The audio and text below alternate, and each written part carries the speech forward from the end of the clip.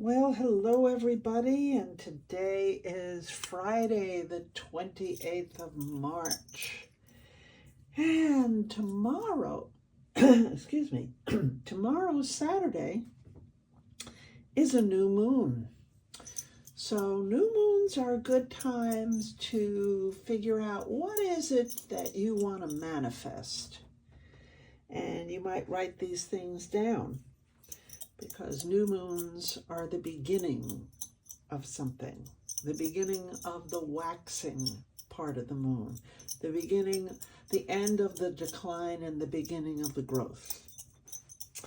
So today we're going to throw the I Ching and find out what the I Ching has to say for us. And let's see. What does the I Ching, what is our message for today?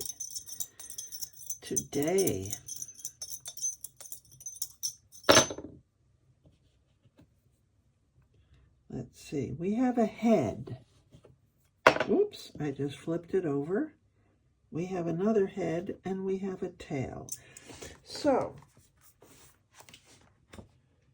that's an 8. Which is a yin line, because all even lines are yin. And let's see, this is 3, 28, 25. So we start with, I'm going to do it down here, a yin but not a changing line. A yin line that doesn't change. That's the 8. And what does the I Ching have to tell us for today? What's our message? Let's see. We have a head. We have a tail. We have 2 heads and a tail. That sounds familiar. Another 8. So we're starting out yin. What's our message for today? In this changing world, what do we need to know for today? We have a tail. We have a head. We have a tail. So 2 tails and a head. That's a yang line. Oh, yes. Lower trigram.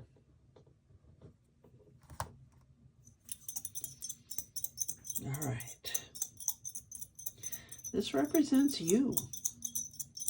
You, the lower trigram. And what is it that the I Ching has to tell us for today? Tail, head, and tail. And here we go. A yang line. That's a 7. What is it we need to know for today, I Ching? What is it? What's our message?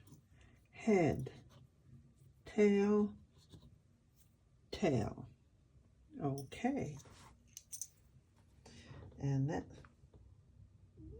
yeah, okay, that's what I thought. 7. It's a yang line. And for the final number, what's our final number? Mama Ching, what is it? Tail, head, and head. Somehow I just knew that would happen. Okay, so here's the upper trigram. We have no changing lines. All right. So what does the I Ching have to say about this?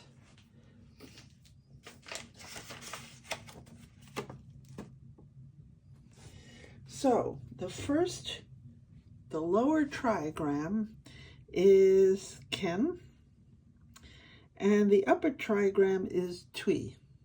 So you take not Kan, but Ken. Do I have that right? Yes. And you go over to Tui and you get 31. So today's message is hexagram number 31. Okay, what is 31? 39, 36. We're going to get there.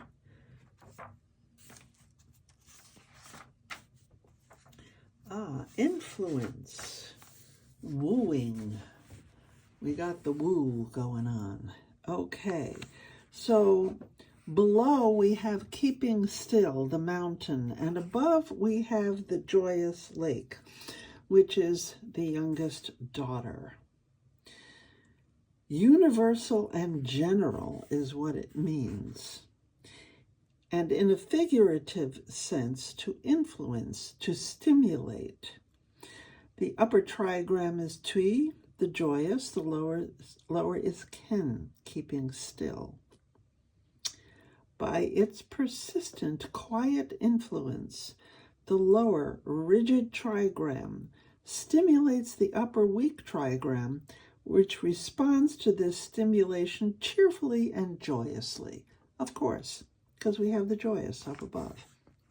Okay, the judgment, influence, success. Perseverance furthers. To take a maiden to wife brings good fortune. Not all of us are looking to take a maiden to wife, but we will talk about that when we talk about the whole thing. The image, a lake on the mountain, the image of influence. Thus the superior man encourages people to approach him by his readiness to receive him. Okay, let's talk about this unchanging hexagram of influence. Now, this hexagram of influence is very interesting because of a number of things, but I decided to go back to the back of the I Ching, and if you have, I have the Wilhelm version. There are other versions that are also very good, but I've had this one for decades. And in the back, I like, in the commentaries, I like what it says here. We know that below is the mountain and above is the lake. The lake is the youngest daughter. The mountain is the youngest son. And this is the image of influence. And the image says, thus the superior man encourages people to approach him by his readiness to receive them. And here it says, I'll let you read along with me if you can. The mountain lake gives of its moisture to the mountain. The mountain collects the clouds, which feed the lake. Thus, their forces have a reciprocal influence. The relation of the two images show how this influence comes about. It is only when a mountain is empty at its summit, that is, deepened into a hollow, that a lake can form. Thus, the superior man receives people by virtue of emptiness. The superior man is compared to the mountain, the people to the lake. The relation is formed through the initiative of the mountain, the superior man.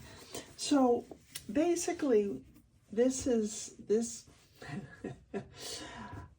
really speaks to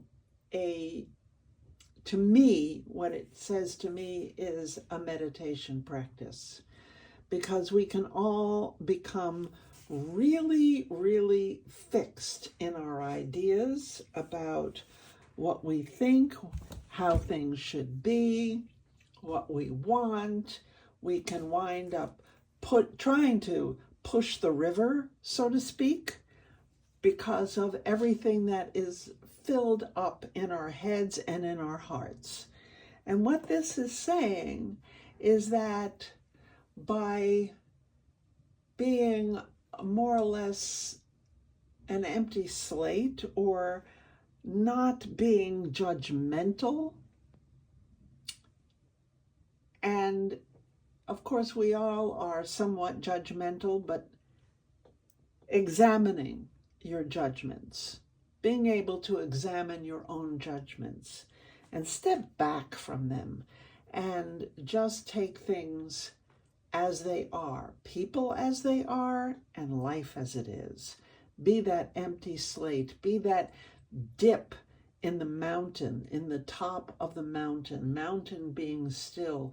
Only when there's this empty space can it be filled with water.